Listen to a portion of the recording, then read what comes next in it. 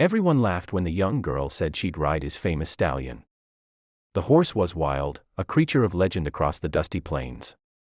No man had stayed on its back for more than a few seconds before being thrown to the ground.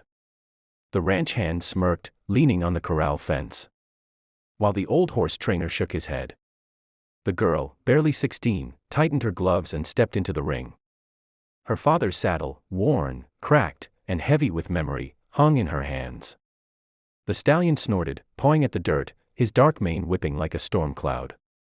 She didn't flinch. "Don't do it, kid," someone called. "That beast ain't got mercy." But she wasn't listening. The wind carried her father's voice in her mind, steady, calm, full of faith. "You don't tame spirit, girl," he used to say. "You earn its trust." She stepped closer, whispering softly, letting the stallion smell her hand. The horse hesitated, eyes sharp and curious. Then, slowly, she swung into the saddle. For a heartbeat, silence ruled the ranch. Then the stallion kicked, rearing high, fury and fire bursting in the air. But she held on, gripping with quiet strength.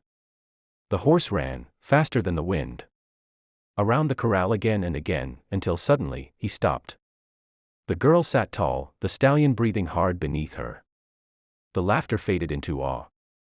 The same men who'd mocked her now stood wordless, hats in hand.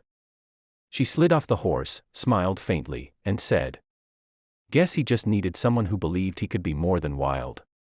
From that day on, no one laughed when she spoke, because they'd seen courage ride where fear once ruled.